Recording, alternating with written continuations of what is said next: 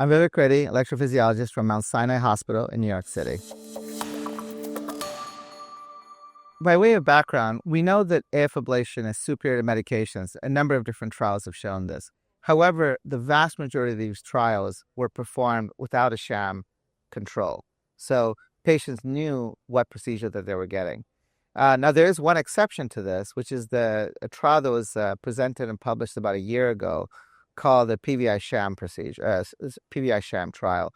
And that trial randomized patients to either cryoballoon ablation or a sham control. And what it basically showed was improvement in terms of freedom from atrial arrhythmias in the ablation group relative to sham.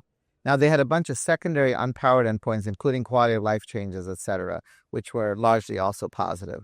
Important trial, but it was limited by a couple of important points. Number one, the change in quality of life was a secondary endpoint. It was an unpowered secondary endpoint. It really should be thought of as hypothesis generating based on their first trial. Also, that trial had a number of patients that underwent cardioversion during the procedure. So the sham wasn't fully a sham. It was sham plus about 80% cardioversion. And the third point, it's not a limitation of the trial, but our field has sort of moved from cryoballoon ablation and radiofrequency to pulse field ablation, or at least it's moving in that direction, let's say. So it was also an important question as to whether or not pulse field would perform as well against the sham procedure. And these are the different aspects that, let's say, provide the background for us doing our PFA-SHAM trial. So the way we designed the study was we wanted to, on the one hand, we wanted to do a sham trial. On the other hand, we really wanted to minimize the number of patients in the trial, partly to minimize the exposure of a lot of patients to a sham procedure. So as part of the inclusion-exclusion criteria, we required patients to be highly symptomatic, and that was defined by a baseline AFEQT score of less than 50. So we brought in a very high-risk population. In terms of exclusion, we were pretty wide open. The one major exclusion that we wanted was anybody who had what was thought to be a tachycardia-induced cardiomyopathy. Because of the potential mortality benefit, it didn't seem ethical to include them in a sham trial. Besides that, so the idea was all the patients were to have implantable loop recorders. So they would receive an implantable loop recorder after signing consent. And then approximately a month later, then they would undergo the actual procedure. The procedure started off with an EP study. And the idea was if the patients had an inducible SVT, then they screen out at that point. We didn't expect a lot of patients to screen out, but we expect maybe some. And then assuming that the EP study was negative, then they get randomized to either the pulse field ablation using the pentaspline fairwave catheter or to a sham. And sham at that point is basically continuing propofol for an extra 20, 30 minutes. The trial was designed, again, as a superiority trial, and we had two co-primary endpoints. One co-primary was freedom from atrial arrhythmia recurrence after a 2-month blanking period, and the other co-primary was improvement in quality of life, defined by change in AF-EQT score. Now, as we initially started off the trial with a frequentist design, but sort of near the beginning of the trial, the sham PVI trial was presented and published last year. And when we saw that, we decided to change the design to an adaptive design. And this change occurred before, we had many patients enrolled. So we changed it to an adaptive design. So after 30 patients and after every 10 patients beyond that, we would look at the data to allow for early stopping, to allow patients to cross over or whatever if they so desired. So that was the design of the study. So when we did the interim analyses, in order to stop the trial, both co-primaries had to reach the stopping rule. After the 30-patient interim analysis, neither reached the stopping rule. After the 40, the AF recurrence reached the stopping rule, but not the quality of life endpoint. After 50 patients, they both reached the stopping rule. Now, by the time we did the 50-patient analysis, 60 patients had actually been enrolled. And so we followed those patients to 6 months, which is the primary time of follow-up. And what we saw were a couple of things. Number one, just really quickly on safety, it was very safe. So basically, there were no major complications in either group, which we sort of expected. In terms of trial conduct, so all the patients reached the 6-month primary follow-up. So we lost no patients to follow-up, which was an advantage of the trial.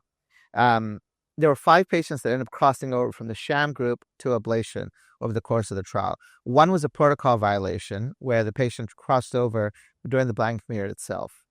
The other 4 were actually allowed. So we had very specific crossover criteria. Patients had to have at least 2 months of consecutively low EQT scores and then ultimately allowed to cross over. And of course, they had to have recurrences so they reached the endpoints. Here's what we saw. We saw a couple of things. First, for the first co-primary endpoint, which is freedom from AFib recurrence, the PFA group was superior to sham with a posterior probability of superiority greater than 99.99%. So it was a highly positive trial. The second co-primary endpoint was change in AFEQT score.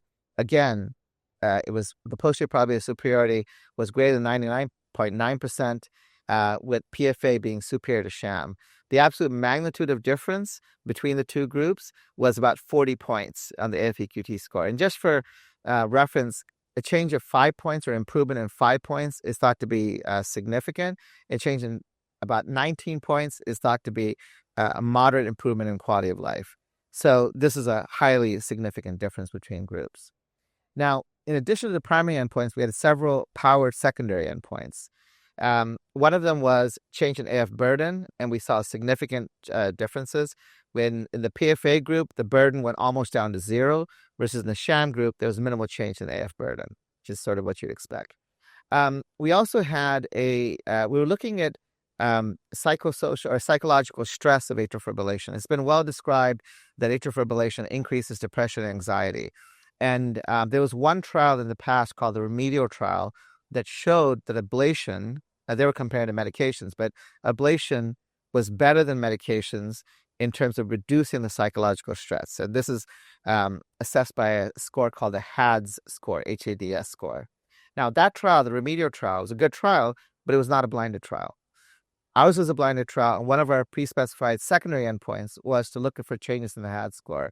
And indeed, there was a significant improvement in the HADS score in the PFA group compared to the sham group. So basically, for both of our primary and secondary endpoints, we saw significant advantages of PFA over the sham group. So a couple of things. I didn't really talk about the size of the trial, and I think one of the things just from a trial conduct that we were pretty happy with is we did the study with basically 61 patients. So one patient had a positive EP study for an SPT and ruled out. The other 60 patients were randomized 30-30 into each group. And despite a relatively modest number of patients, because our inclusion was to take highly symptomatic patients, we saw significant differences in all these. So I think just from a trial conduct perspective, we're very happy about that design and how it turned out. In terms of the implications, I think this combined with the sham PVI trial that was published last year, our trial, I would argue, was sort of, let's say, updated it with pulse field ablation technology, which is obviously where our field has moved toward. I think this sort of puts the issue to rest about a significant placebo effect in our ablation procedures, both from a AF recurrence perspective, quality of life perspective, psychological distress perspective. Well, I think in our highly symptomatic patients, I don't think we need any more sham controlled trials. I think this should be done. But there's lots of open questions. We know, for example, that if we take the asymptomatic patients, there's very little understood about what are the changes that occur if you do ablation versus not ablation. I'm not saying we need a sham trial necessarily, but I am saying that there's a lot more research that we need to do, because we've learned, for example, East AFNet 4 told us that rhythm control is good, but rhythm control was achieved using a combination, mostly drugs, but also some ablation. We know that ablation in general works better than drugs, but making that next leap to saying, okay, then we should be considering ablation very early, even in these asymptomatic patients, I think that's something we need to understand better. So that's probably one of several areas where we need, and of course, heart failure patients. And fortunately, there's several heart failure trials that are starting up. So I think that's good news.